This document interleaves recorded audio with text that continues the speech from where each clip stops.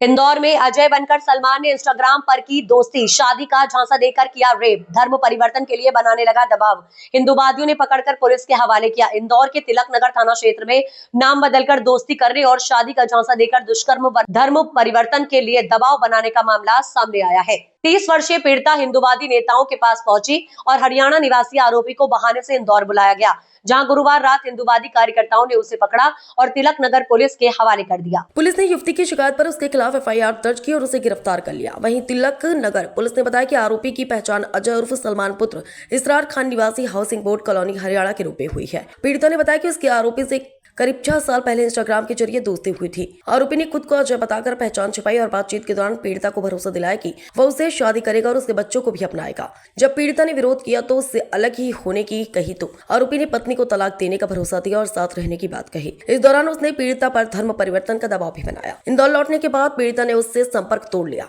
लेकिन आरोपी ने अलग अलग नंबरों और फर्जी आईडी से कॉल व मैसेज कर फोटो वीडियो वायरल करने की धमकी दी। आरोपी की सितंबर 2025 में आरोपी इंदौर आया और तिलक नगर क्षेत्र के एक होटल में पीड़िता के साथ जबरन दुष्कर्म किया। इसके बाद वह लगातार संबंध बनाने का दबाव बनाने लगा। परेशान होकर पीड़िता ने अपनी सहेली को पूरी बात बताई और बाद में हिंदूवादी संगठन के लकी रघुवंशी से संपर्क किया। आज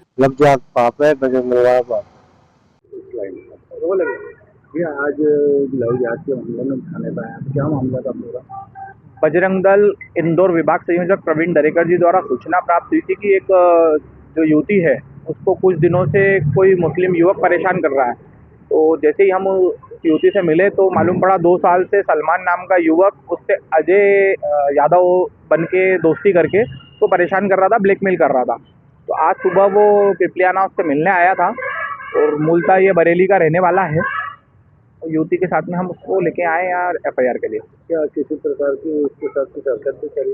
नहीं, ऐसी उसके साथ में बहुत सारी जगह उसने बलात्कार किया है, उसको ब्लैकमेल किया है, उसके फोटो वीडियो वायरल करे हैं उसने गंदे लड़की के।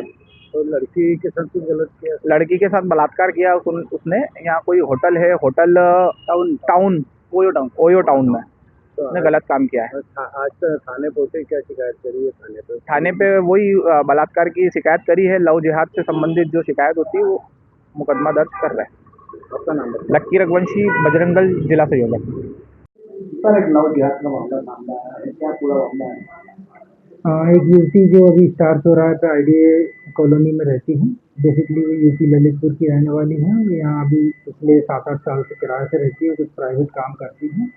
तो उसके द्वारा थाना तिलक नगर पे आवेदन दिया है कि इंस्टाग्राम पे एक व्यक्ति से उसकी पहचान हुई थी और उसके द्वारा उसका नाम बदल के एवं धर्म छुपा के दोस्ती की गई और उसके साथ कुछ शारीरिक संबंध बनाए और फिर डरा धमका के भी लगातार उससे शारीरिक संबंध बनाता रहा, जिसके संबंध में आज तिलक नगर थाने पे आवेदन दिया है और उस पर अपराध पंजीबद्ध किया जा रहा है।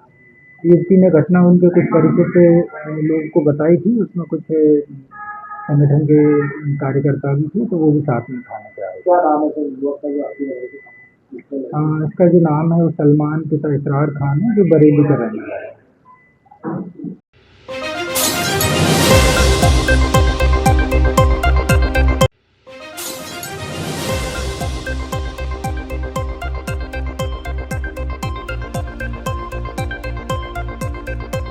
मंदसौर जिले के नई आबादी थाना क्षेत्र में एक 13 वर्षीय नाबालिग छात्रा से दुष्कर्म का मामला सामने आया है। पुलिस ने त्वरित कार्यवाही करते हुए आरोपी को हिरासत में ले लिया।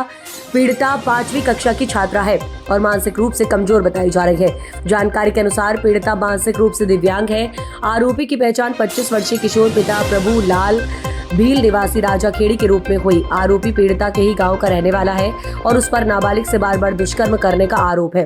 पुलिस के मुताबिक आरोपी का घर और पीड़िता का स्कूल पास स्थित है। आरोपी अपनी 7 वर्षीय बच्ची के जरिए पीड़िता को अपने घर बुलाता था और मौका पाकर उसके साथ दुष्कर्म करता था। दरअसल आपको बता दें कि पीड़िता मानसिक रूप से कमजोर होने के कारण आरोपी उसे जान से मारने की धमकी देकर डराता था। इसी डर की वजह से पीड़िता लंबे समय तक किसी को घटना के बारे में नहीं बता पाई। घटना का खुलासा तब हुआ जब पीड़िता को पेट दर्द की शिकायत हुई। उसकी मां ने विश्वास में लेकर उसे पूछताछ की, जिसके बाद पीड़िता ने पूरे घटनाक्रम की जानकारी दी। इसके उपरांत परिजनों ने थाने में शिकायत दर्ज कराई।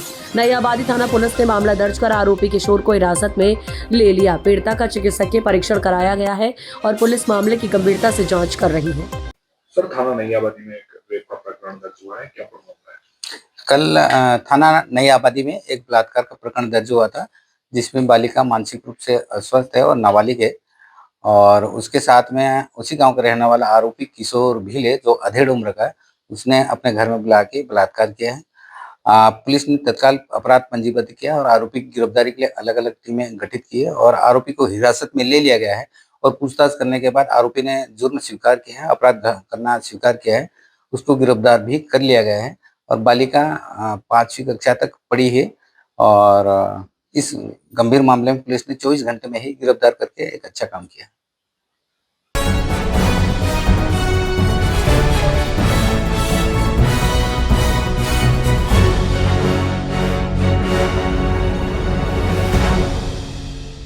मिल्कीपुर अयोध्या जिले के थाना खंडासा क्षेत्र के अंतर्गत खंडासा चौकी क्षेत्र के तिवारीपुर मौजा कौराहा गांव निवासी शिव कुमार पुत्र भोलानाथ ने आरोप लगाया है कि उपरोक्त गांव निवासी रवि पुत्र दयाशंकर तिवारी ने दिनांक 16 नवंबर 2025 को रात समय लगभग 12 बजे रवि तिवारी मेरे घर से मोबाइल के साथ 3000 रुपए चुरा ले गया। सुबह उठा तो देखा कि मोबाइल गायब है, जिसकी शिकायत स्थानीय चौकी व थाना खंडासा पर नामजद की गई है, किंतु 2 महावीर जाने के बाद भी कार्यवाही नहीं हुई। पीड़ित शिव कुमार ने मीडिया से मुखातिब होकर बताया कि इससे पहले भी 2 बार रवि तिवारी पुत्र दयाशंकर तिवारी मोबाइल चोरी कर चुके हैं, जो गांव के सम्मानित लोगों के द्वारा दबाव देने पर 15 दिन बाद वापस किया गया था। उन्होंने ये भी बताया कि 16 तारीख रात 12 बजे जब मोबाइल की चोरी हुई तो दोबारा सुबह के समय इनको फिर देखा गया तो वहां से भाग खड़े हुए।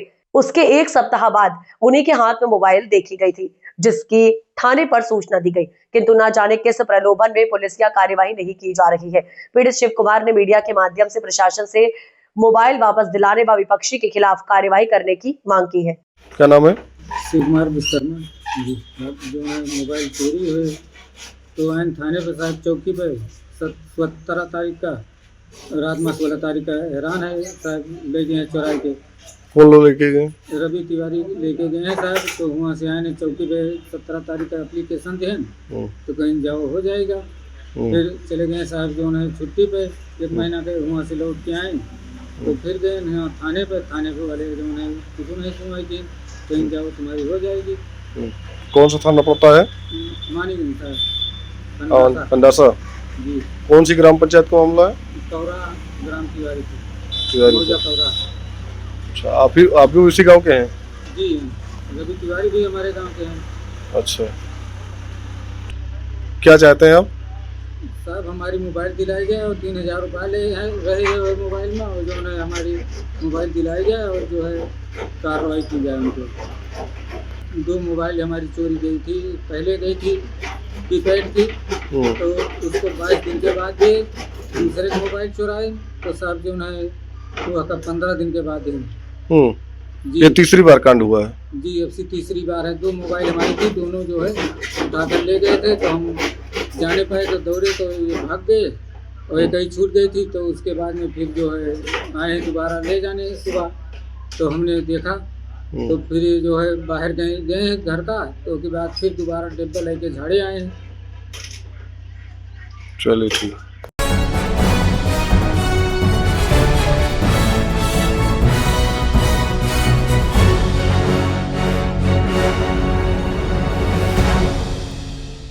उज्जैन में सेना के रिटायर्ड अधिकारी और उनकी पत्नी को सीबीआई में शिकायत का डर दिखाकर शातिर बदमाशों ने 24 घंटे डिजिटल अरेस्ट रखा।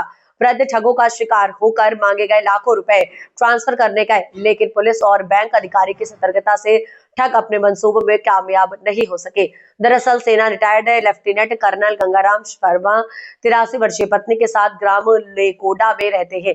मंगलवार को उन्हें सीबीआई अफसर बन ठगों ने कॉल किया, बताया कि उनके नाम की सिम मनी लॉन्ड्रिंग में यूज हुई है, इसलिए बॉम्बे हाई कोर्ट से वारंट निकला है। लगातार वीडियो कॉल कर उन्हें मिनिस्ट्री के आदेश का भी हवाला देकर बताया कि उन्हें गिरफ्तार किया जाएगा। ठगों ने 3 लाख रुपए की डिमांड कर किसी को भी या नहीं बताने की हिदायत दी। डर के कारण दंपति ने किसी को कुछ नहीं बताया और वर्मा बुधवार को नई सड़क स्थित भारतीय स्टेट बैंक में दिए नंबर पर RTGS करने पहुंच गए। बैंक अधिकारी की सतर्कता से बचे बैंक में वर्मा की हड़बड़ाहट और उन्हें लगातार आ रहे कॉल से सीनियर एसोसिएट प्रियंका को शक हो गया, लेकिन पूछने पर भी वर्मा कुछ बताने को तैयार नहीं हुए। सिर्फ आरटीजीएस की जल्दी करते रहे। नतीजतन शंका होने पर प्रियांक ने अपनी परिचित खाचरोद एसडीओपी आकांक्षा को बताया।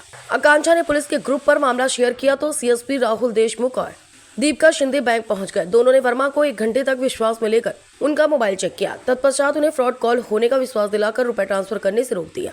रात भर रोए दंपति मामले में एसपी प्रदीप शर्मा ने रात को प्रेस कॉन्फ्रेंस कर मामले का खुलासा किया, जहां वर्मा ने रोते हुए बताया कि गिरफ्तार होने से उनकी समाज में इज्जत खराब हो जाती, इसलिए किसी को कुछ नहीं बताया और वह रात भर पत्नी के साथ घर में बंद होकर रोते रहे। एसपी ने उनके मोबाइल में आई कॉल और मैसेज की जांच कर ठगों को पकड़ने का आश्वासन देकर उन्हें शांत किया व बैंक कर्मियों का सम्मान किया। फोन आया यहाँ से, मैं ट्राई ऑफिस से बोल रहा हूँ कि आपका ये नंबर ब्लॉक हो रहा है, 2 घंटे में ब्लॉक कर देंगे। दूसरा नंबर है आपके नाम पर। मैं कि ये तो नंबर है ही नहीं है। बोलता नहीं, इसको ब्लॉक करेंगे तो आप नहीं तो बात करो अपने Bombay police station, Bombay police. तो उसने कनेक्ट कर दिया और वहाँ लगाया। और वो बोलते हैं कि आप इसमें इन्वॉल्व हो गए, आपका अपना केनरा बैंक में अकाउंट है, जबकि मेरा केनरा बैंक में कोई अकाउंट नहीं है। अकाउंट है और उसमें ये आदमी, एक आदमी का नाम दिया तो ये आदमी है 147 आदमी, 147 ठीक है 247 आदमी उसके साथ फ्रॉड किया है और आपके अकाउंट में 2-2.5 करोड़ रुपए जमा है। मैं क्या, मेरा अकाउंट ही नहीं है। बोलता नहीं, आप कैसे बोलते, हम फूक देंगे। इसको डराया धमकाया, तो आपको अरेस्ट कर लेंगे सीधा और 2 मिनट में अरेस्ट कर लेंगे, ठीक है ना, आप अपना डिटेल दो। और रात भर हम सो नहीं पाए, दोनों मियाँ बीवी है, बूढ़े आदमी, बूढ़े बुढ़िया है, रात भर नहीं सो पाए। डिमांड होता है नहीं, आज तो 3 लाख बोल रहा, 3 लाख भेजो। लेकोड़ा नहीं, एक के राजेंद्र करके, वो सीबीआई अफसर बोला अपना, मैं सीबीआई अफसर। आपका नाम बताइए। Lieutenant colonel Gangaram Verma, retired. आज हमारे बैंक के साथी और हमारे दोनों एसडीओपीज की तत्पर कार्रवाई की वजह से एक बड़े डिजिटल फ्रॉड और एक फाइनेंशियल फ्रॉड की घटना टल सकी। हमारे लेकोड़ा के निवासी दादा हैं जो आर्मी से रिटायर्ड हैं। इनको कुछ फर्जी डॉक्यूमेंट्स भेजे गए जिसमें इनको अरेस्ट का भय बता के करीब 3 लाख रुपए की पहले डिमांड की गई। जब ये बैंक पहुंचे तो वहाँ सीनियर एसोसिएट है श्री प्रियांक जी, उनको लगा कि ये थोड़े से डिस्टर्ब हैं, बार बार फोन पे बात कर रहे हैं और जल्दबाजी कर रहे हैं। उन्होंने अपनी रिश्तेदार हमारी पुलिस अधिकारी एसडीओपी खाचरोद आकांक्षा को इसके संबंध में सूचना दी। आकांक्षा ने तत्काल इसको हमारे व्हाट्सएप ग्रुप पर शेयर किया और सीएसपी माधवनगर और सीएसपी कोतवाली बिना जुरिस्डिक्शन की चिंता किए हुए बैंक में इनके पास, दादा के पास पहुंचे और उनको 1 घंटे कन्विंस करने के बाद हमारे ब्रांच मैनेजर और सीनियर एसोसिएट और हमारे दोनों सीएसपीज उनको काफी देर काउंसलिंग करने के बाद इस बात को रियलाइज कराया कि पूरी तरह फ्रॉड है और उनके साथ किसी प्रकार का कोई अरेस्ट नहीं किया जाएगा, जिसकी वजह से वो पूरा ट्रांजैक्शन रोका जा सका। 1 भी रुपए का ट्रांजैक्शन नहीं हुआ है। उनके मोबाइल में हमने सभी नंबर्स और जो सारे डिटेल्स हैं वो हमने फिगर आउट कर लिए। हम शीघ्र ही इसमें इन्वेस्टिगेशन करेंगे और मामले को पटाक्षित करेंगे। बस अब उनको देखा तो मोबाइल मिल गया तो घबरा रहे थे बहुत। फिर वो एकांत में जाके और पापा को व्हाट्सएप पे भेज रोने लगे। बताइए थे, इस बार नहीं बताया। फिर मैं भाभी जीएसपी एसडीओपी खाचरोद आकांक्षा मैडम, उनको संपर्क करा। उन्होंने तुरंत मैडम को, शिंदे मैडम से कॉन्टेक्ट किया। विदिन 2 मिनट मैडम का कॉल आ गया, देशमुख सर का कॉल आ गया और 10 मिनट के अंदर सर आ गया। उनसे फिर काउंसलिंग चालू कर दी और फिर तब जाके मतलब 1 घंटा लगा बाबूजी को समझाने में। तो बहुत हमसे बातें करने नहीं चाहता, आपको पैसे भेज दो, बस भेज दो, जो मैं कह रहा हूँ वो करो आप। तो मैं जो चाहता हूँ करो आप। तो फनी मार पर मैडम सर और देशमुख सर और शिंदे मैडम भी काउंसलिंग करके बहुत देर बाद समझे बाबूजी।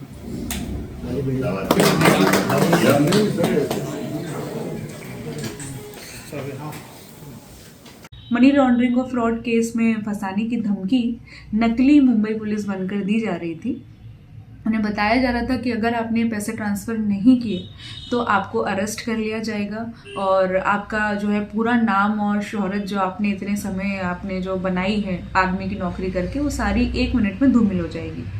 अपनी प्रतिष्ठा को बचाने के लिए ये वृद्ध व्यक्ति जो 83 ईयर्स के थे, उन्होंने सोचा कि मुझे पैसा ट्रांसफ़र कर देना चाहिए, इसलिए वो इतने घबराए हुए थे।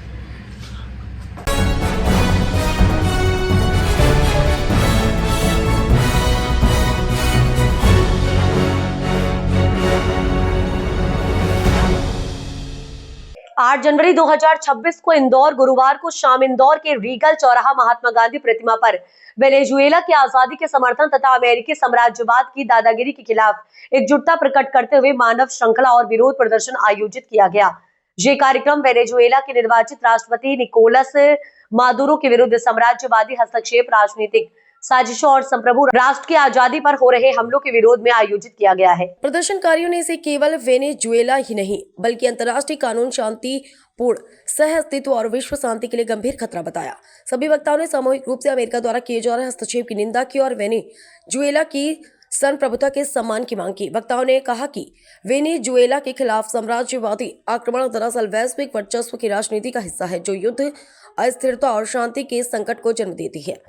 उन्होंने विश्व समुदाय और भारत सरकार से अपील की कि वे स्पष्ट रूप से इस हस्तक्षेप का विरोध करें और राष्ट्रपति मदुरो और उनकी पत्नी को तुरंत रिहा करने हेतु दबाव डालें। यह विरोध प्रदर्शन मानव श्रृंखला, CPI, CPIM, SUCI, Samajwadi party, AITUC, C2 असंगठित मजदूर कांग्रेस, प्रगतिशील लेखक संघ, इप्टा तथा अखिल भारतीय शांति एवं एकजुटता संगठन द्वारा आयोजित था। मानव श्रृंखला में प्रमुख रूप से जया मेहता, प्रमोद नामदेव, विनीत तिवारी, विजय डलाला तथा भागीरथ कछावे, मृदुला शर्मा, प्रांजल छेत्री आदि शामिल रहे। कार्यक्रम के अंत में यह संकल्प लिया गया कि साम्राज्यवादी, युद्धोन्माद और अन्याय के विरुद्ध जन आंदोलनों और व्यापक किया जाएगा तथा विश्व शांति, मानवता और राष्ट्रीय संप्रभुता की रक्षा के लिए संघर्ष जारी रहेगा। देखिए, आज का हमारा यह प्रदर्शन उस कार्रवाई के, अमेरिका की ट्रंप प्रशासन की उस कार्रवाई के विरोध में है जिसके अंतर्गत उसने वेनेजुएला पे हमला कर और वहाँ के राष्ट्रपति को उनके निवास से, उनकी राष्ट्रपति और उनकी पत्नी को जो है एक तरह से उनका अपहरण करके अमेरिका ले जाया गया।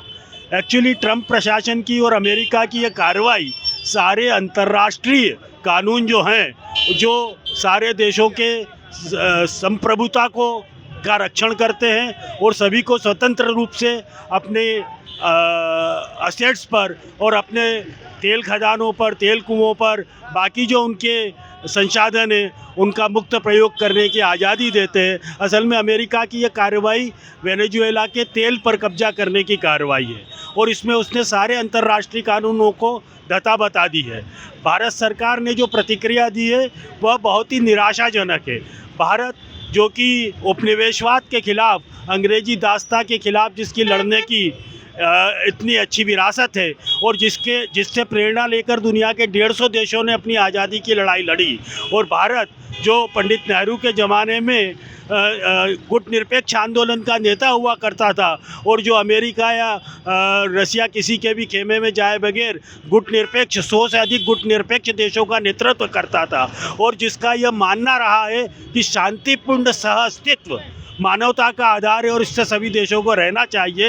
ये इन सारे सिद्धांतों पर कुठाराघात है और फिर भी इतनी लचर प्रतिक्रिया भारत सरकार की कि आपस में बातचीत कर निपटाया जाना चाहिए, ये बहुत ही लचर प्रतिक्रिया है। हमारी भारत सरकार से भी मांग है कि स्पष्ट रूप से राष्ट्रपति मदुरो और उनकी पत्नी की रिहाई की मांग करे, स्पष्ट रूप से अमेरिका को यह चेताए कि इस तरह दूसरे देशों के अंदर दखल देना वो बंद करे और अंतर्राष्ट्रीय कानूनों का पालन करे। हमारी यूनाइटेड नेशंस से भी अनुरोध है कि यह जो कानून होते हैं अंतर्राष्ट्रीय, यह केवल कमज़ोरों द्वारा पालन करने के लिए नहीं होते। जब अमेरिका गुंडागिर्दी करके, दादागिरी करके और अपने आप को दुनिया का दादा बताने की कोशिश कर रहा है तो उस पर भी ये अंतर्राष्ट्रीय कानून लागू होते हैं और यूनाइटेड नेशंस को भी इसके अंदर जो है तुरंत हस्तक्षेप करना चाहिए। मैं अरविंद पोरवाल, महामंत्री अखिल भारतीय शांति एवं एकजुटता संगठन।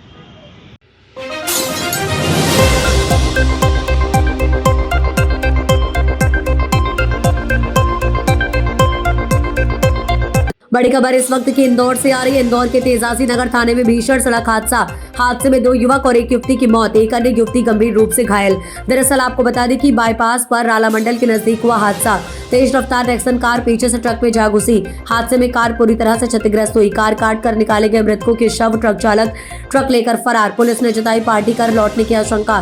फिलहाल घायल युवती का नाम अनुष्का सामने आया। मृतकों में मध्य प्रदेश के पूर्व मंत्री बाला बच्चन की बेटी प्रेरणा की हुई मौत। तेजाजी नगर पुलिस मामले की जांच में जुटी।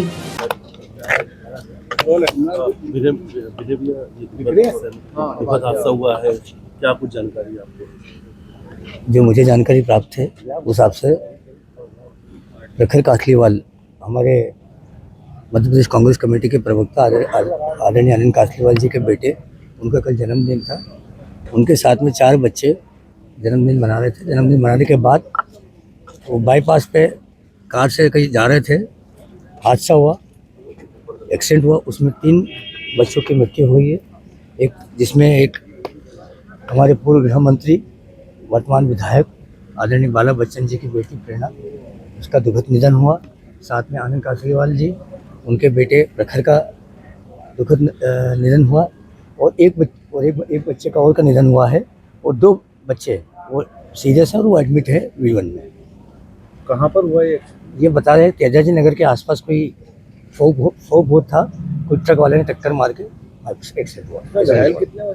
अभी 2 घायल हैं और 3 की मृत्यु हो चुकी है। बड़ा दुखद घटना है। विनय जी कब निकले थे घर से, क्या रहा? ये प्रखर, ऐसा मुझे जो जानकारी कि प्रखर का जन्मदिन था। ये जन्मदिन मनाकर कोई कोको फार्म है कनाल रोड पर, वहाँ से फार्म हाउस पर जन्मदिन मनाकर निकले थे और लगभग 4 साढ़े 4 बजे का ये हादसा है। क्या करते हैं ये? सब बच्चे पढ़ाई करना है, सब बच्चे भी, कोई कॉलेज में पढ़ रहा है, कोई नौकरी कर रहा है, इस टाइप का काम था। तो आपस के दोस्त थे। तो बड़ा दुखद घटना है। इसमें पूरी कांग्रेस बड़ा दुखद, इसमें दुख के साथ बाला बच्चन जी और आनंद कासलीवाल जी खड़ी। सर क्या पूरा घटनाक्रम रहा है सर? आज तेजाजी नगर थाना क्षेत्र में करीब 5:15 बजे एक सड़क दुर्घटना हुई है, जिसमें एक गाड़ी जो है ट्रक में पीछे से जाके टकराई है, जिसमें दुर्भाग्यपूर्वक 3 लोगों की मृत्यु हुई है और एक घायल है। इसमें जो मृतक हैं उनका नाम है प्रखर कासलीवाल, मान संधू और प्रेरणा बच्चन, और एक जो घायल हैं उनका नाम है अनुष्का राठी। बेसिकली प्रारंभिक जांच में ये पता चला है कि एक जन्मदिन था और जन्मदिन का कोई पार्टी चल रही थी रात में, और जो ड्राइवर थे वो शराब के नशे में थे और बहुत तेज़ गति से अपनी गाड़ी चला रहे थे और वो गाड़ी उनके कंट्रोल में नहीं है। वो जो संभवतः ट्रक के पीछे जाके घुसे और इसी दुर्घटना में 3 लोगों की ऑन द स्पॉट मृत्यु हुई है। और जो ये एक घायल है अनुष्का राठी, इनका MYH में इलाज रहता है। सर कहाँ गए थे कार्यक्रम, पार्टी में कहाँ थे? ये बेसिकली एक बर्थडे पार्टी चल रही थी। अभी तक जो जानकारी मिली है, प्रखर कासलीवाल का जन्मदिन था और वो जन्मदिन की पार्टी चल रही थी और अभी इसकी जांच की जा रही है कि ये कहाँ पे बर्थडे फंक्शन ऑर्गेनाइज। मालूम पड़ पाया गाड़ी कौन चला रहा, कौन ड्राइव कर रहा था? ब्राइमा फेसी ये मालूम पड़ा कि प्रखर कासलीवाल ही गाड़ी को ड्राइव कर रहा था और जो गाड़ी से शराब की बोतलें और वो भी मिला और ये काफ़ी ज़्यादा शराब के नशे में थे और 100 के ऊपर गति से गाड़ी चल रही थी, जिस कारण ये दुर्घटना हुई है। गृह मंत्री के परिवार का भी कोई इसमें हुई है? ये जो प्रेरणा बच्चन है, ये जो पूर्व गृह मंत्री बाला बच्चन जी हैं, उनकी सुपुत्री है, उनकी भी दुर्भाग्यपूर्वक इस दुर्घटना में मृत्यु हुई है। कुड़ेल के कोको फार्म पे ये लोग पार्टी कर रहे थे, इस तरह की जानकारी जी प्रारंभिक हमें भी यही पता चला है कि कोको फार्म्स में ये पार्टी चल रही थी और बाकी इसमें जांच की जा रही है। सर क्या सभी लोग ड्रिंक शराब में थे क्या ये? संभवतः सभी लोग अभी मतलब जैसे जब उनका ब्लड टेस्ट होगा तो पता चलेगा, बट इसमें संभावना यही है कि ज़्यादातर लोग इसमें शराब के नशे में रहे होंगे। Thank you.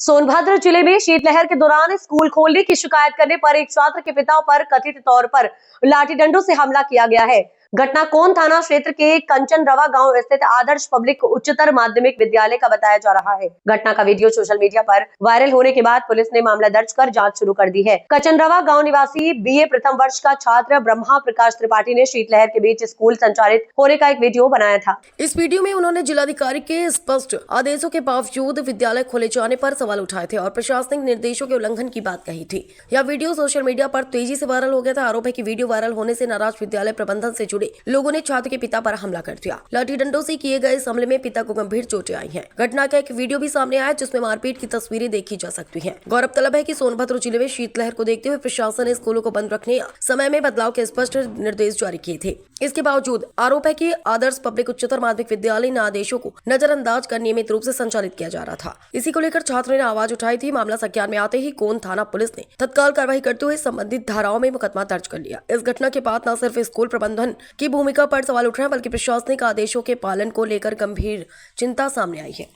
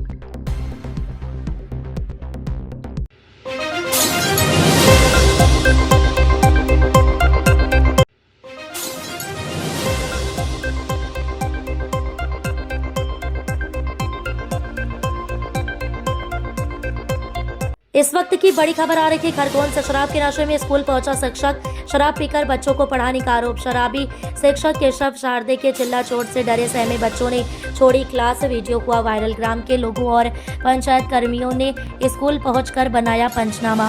डोंगर छिछली माध्यमिक विद्यालय का मामला। अपना आप में आकर जो इंसान हो जानो तो मेरे को नहीं पहचान पा रहा, जो जानो मैं तो मेरे बेटे को नहीं छोड़ पाऊँ, मेरे बेटे को नहीं छोड़ पाऊँ। और तुम तो मेरे साहब हो ना, मेरे बेटे को सगे बेटे को जिसने जन्म दिया है उसको भी नहीं छोड़ पाऊँ।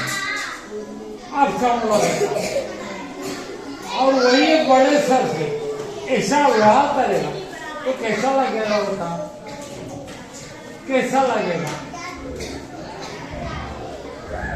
मैं हो के ना है, जब मैं छुट्टी पर हूँ मेरा कोई नहीं बना सकता।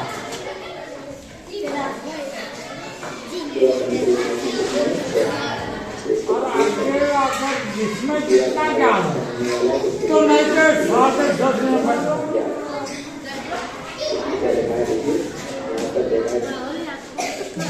जितना ज्ञान है और सबको पता है। जो जिले में हमारे दारू पीते हैं, सत्य हमारा तो किसने कहा, किसने कहा,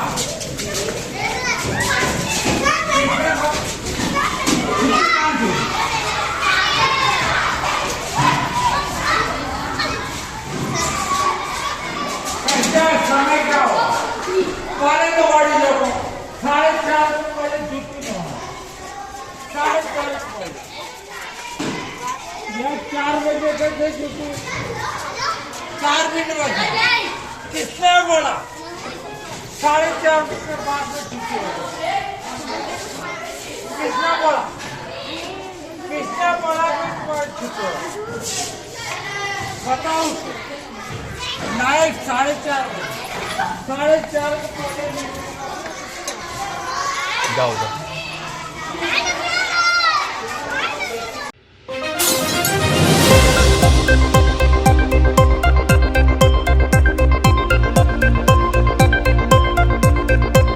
अज्ञात शव नर्मदा नदी में मिलने से क्षेत्र में फैली सनसनी। संजय सेतु ब्रिज के पास नर्मदा नदी में मछुआरों को अज्ञात शव पत्थरों में अटका हुआ दिखाई दिया। मछुआरों ने जिसकी सूचना समीपस्थ थाना धामनोद पर की। सूचना मिलते ही धामनोद पुलिस खलघाट नर्मदा नदी तट पर पहुंची। सबको नाव के सहारे किनारे पर लाया गया था। सबकी शिनाख्त नहीं हो पाई। सबको धामनोद शासकीय हॉस्पिटल पहुंचाया गया। धामनोद पुलिस जांच में जुटी। आज कुछ मछुआरों के द्वारा सूचना दी गई थी कि नर्मदा के 5वें पुल के पास एक बॉडी अटकी हुई है, जिसको हमने उसको किनारे लाके देखा। सीधे हाथ में उसके ओम गुदा हुआ है और उल्टे हाथ में स्टार का चिन्ह बना है, जिसमें कपड़े वो एक लोअर और नीले कलर की टी-शर्ट पहना है और कमर में मछली पकड़ने की जाल का एक मणिका है। कितने पुराना दिन? ये लगभग 3 दिन पुराना लग रहा है। साहू होमगार्ड सैनिक दिनेश वर्मा, थाना धामनोद।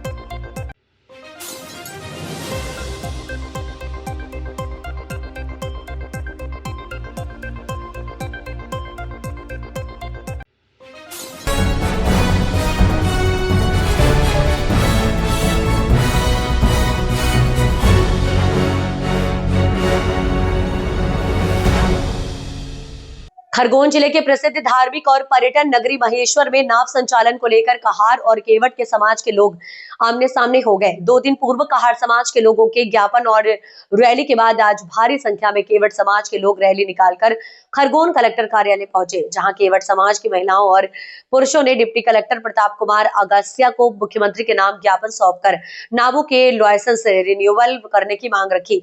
इस दौरान केवट समाज के लोगों ने कहार समाज को नाव संचालन के लाइसेंस नहीं दिए जाने की भी मांग रखी। ज्ञापन के माध्यम से केवट समाज ने मांग की है कि उनका केवट समाज रामायण काल सहित अकबर, ब्रिटिश और होलकर राज से नाव का संचालन करते आ रहे हैं। उनकी आजीविका का एकमात्र साधन नाव संचालन ही है। ऐसे में करीब 5000 परिवार केवल नाव संचालन पर ही आश्रित है। मेरा यही कहना है कि मैं तो 84 से देख रही हूँ, जब 2 रुपए में पार उतारते थे नाव से हमारे घरों के, तो जब इतनी मुसीबत में कोई नहीं आया नाव चलाने, और आज कहार लोग नाव की मांग करते हैं कि हमको भी लाइसेंस चाहिए, तो ये गलत है।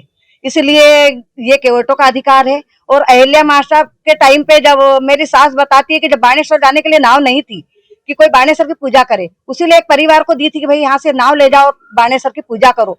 तो ये अधिकार शुरू से दिया गया है, इसके पे वो अधिकार मांगे, ये गलत है। और मछुआरे मछली पालन करते हैं, उनके घर जाल मिलेगी, केवटों के घर तो जाल नहीं मिलेगी। केवट तो एक ही धंधे पे वो कर रहे हैं ना, इसलिए उनके पालन पोषण कैसा होगा। इसलिए हम तो यही अधिकार मांगते हैं कि बस केवटों को ही अधिकार दिया जाए नाव चलाने का। हम इस पे कम से कम यहाँ से वहां तक तो बहुत परे पर कम 5000 परिवार तो यही है, महेश्वर मंडलेश्वर में ही है, 2 गांव में 5000 से ज्यादा परिवार। क्या मांग करते हैं? सभी यही मांग करते कि भाई नाव चले। पहले मंडलेश्वर में भी चलती थी, 25 पैसे में पार उतारते थे नाव से मेरे नाना जी। फिर जब से तो हमारा तो लाइसेंस रिन्यूअल करवाओ। जो अभी तो महिलाएं भी ट्रेनिंग दे रही है हमारे यहाँ नाव की, सभी कर रही हैं कि भाई आगे चल के महिलाओं को भी, जैसे मैं हूँ 84 से, मेरे पति नहीं है, पर मेरे को नाव चलाने देने का अधिकार उनका नहीं था, पर मेरे बेटा बड़ा हो जब तक चलाने, इसलिए केवट का तो अधिकार है। शासन प्रशासन लाइसेंस नहीं देते और उनको देते हैं, आपकी क्या चेतावनी? नहीं, उनको नहीं दिया जाए ना, किस आधार पे दिया जा रहा है? उनको क्या मछली पालन नहीं कर रहे क्या? उनके पास धंधा नहीं है क्या? चेतावनी देना चाहिए? हम तो यही चेतावनी देना चाह रहे कि हम तो महिला बच्चे सभी लेके घाट पे ही बैठेंगे ना, वहीं फिर बैठेंगे। आप प्रशासन, हमको तो लाइसेंस चाहिए, आगे तक लड़ने को तैयार है हम तो। मेरा नाम शोभा केवट है। नाव संचालन को लेकर पूरा केवट समाज यहाँ पर पहुंचा है और रैली निकालकर ज्ञापन भी दिया है और चेतावनी भी दी है जिला प्रशासन को नाव संचालन को लेकर। क्या मामला है? मामला है महेश्वर का, पवित्र नगरी महेश्वर में हम लोग जो नाव संचालन करते हैं पीढ़ी दर पीढ़ी से, अकबर बादशाह से लेकर ब्रिटिश शासन से लेकर जो रियासत थी, वो साथ में होलकर साम्राज्य ने भी हमको अधिकार पत्र दिए हैं। और उसके बाद में मध्य भारत फेरी एक्ट, इंडियन फेरी एक्ट में हमारा अधिकार बरकरार है। उसको रहते हुए हम लोग आज तक संचालन करते चले आ रहे हैं पीढ़ी दर पीढ़ी से, और हमारा रोजगार चलता है।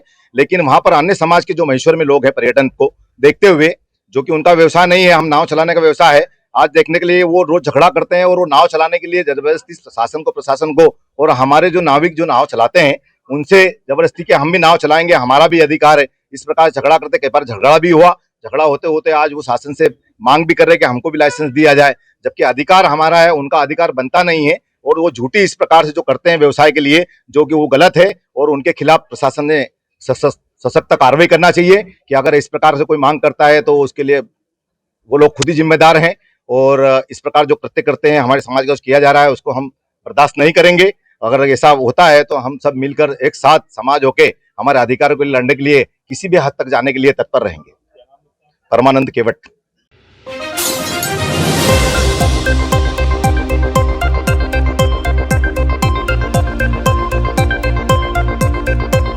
धार के तिरला थाना क्षेत्र के ग्राम सूरजपुरा के पास देर रात अवैध शराब की बड़ी खेप पर कार्रवाई के दौरान हालात तनावपूर्ण हो गए।